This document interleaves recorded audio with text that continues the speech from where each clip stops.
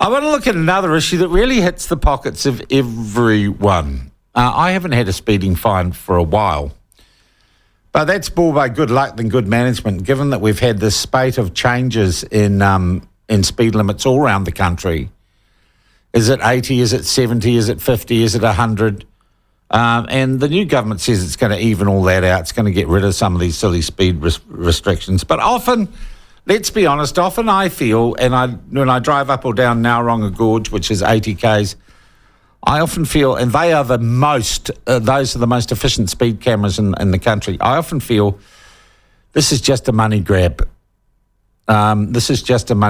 Speeding tickets. And we're going to be joined by a Franklin local board councillor who probably shares that view, and he's got some amazing statistics on speed fines in New Zealand. We're joined by Gary Holmes from the Franklin Local Board. Gary, how are you? Welcome to the platform. Thank you, Sean. Thank you for having me. All right, look, you've got some stats on speeding fines, which I read a piece on this and my eyes kind of turned into sources. Tell us how much speeding fines in the Auckland rural region have increased. Over what period? Right, Sean, well, we're talking about one road that goes from basically Drury out to Waiuku Township and up to the Awhitu Peninsula, so it's pretty much a dead-end road. So before the speed limit was reduced from 100 to 80, or when it was reduced, in 2019 we had 2,000 speeding tickets. That brought in for the government about 200,000. Within 2 years of that, so in 2021, it was just under $1 million of speeding fines from one camera. And that has now sort of consistently landed on about $600,000 per year of speeding fines, and that's between 7,000 to 8,000 tickets being issued by one camera. Okay, and this is for the new 80k speed limit? Correct. So when it dropped, and one of the reasons they said that they dropped the speed limit was obviously because they felt it was a dangerous road. But the other thing that we found out is two things. Number one is that the actual number of crashes, both fatal and serious and minor injury, have not changed. So they've remained fairly consistent. Okay, sorry, I should laugh.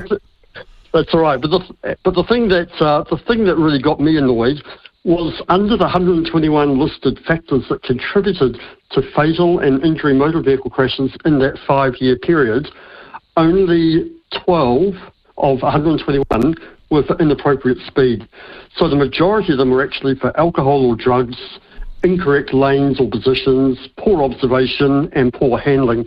So the contention that it was speed related actually doesn't stack up by the numbers. Yeah, okay. Look, Gary, the interesting thing here is, and those are remarkable statistics, I just got to say, that's the thing that got me so interested in this story.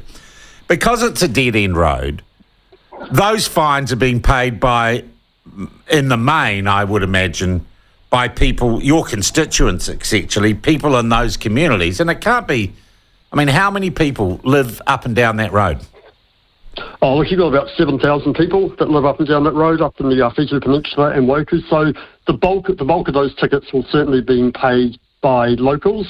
And the thing is that the majority of them are only just, I mean, I shouldn't just say only a little bit over the speed limit, but they're between the 5k to 10 to 15k over that speed limit. So obviously that, when the speed limit reduced, people carried on going at those speeds, and they're the ones that are being pinged. Okay, Gary, have people come to you saying, geez, I can't, Oh, look, absolutely. Look, I shared this on my Facebook page, and there was an incredible amount of feedback on that from people just saying that they'd had enough, that the road itself was actually quite suitable for 100 kilometres an hour, and that they wanted to see that changed. But the other thing that has angered people is they're now putting in 2 point-to-point cameras that are obviously going to monitor your speed. Oh, man, from point so A. You are like a cash cow. The road's like a cash cow now. Well, absolutely. And I wonder why a dead-end road is being targeted when some of these speed cameras would be better put on some of the state highways around the north. And you can assure me no decrease in fatalities or injury accidents since the lower speed limit?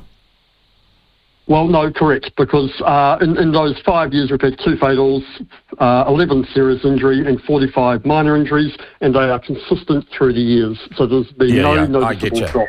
All right. Now, the government came in and said it was going to relook at these crazy, silly, inconsistent speed limit rules. Have you talked to, well, is it New Zealand Trent, or what used to be Waka Kotahi and isn't anymore? Have you got any indication that the speed limit's going to be put back up? Not at this stage. There's been no indication from Waka Kotahi that they will do that. They're still looking at reducing it even further. We do have one local primary school on that main road where they want to drop. You don't speed around schools, and you're careful, yeah. No, absolutely you don't. However, what they want to have is a permanent 30k zone 24/7, and that doesn't make sense.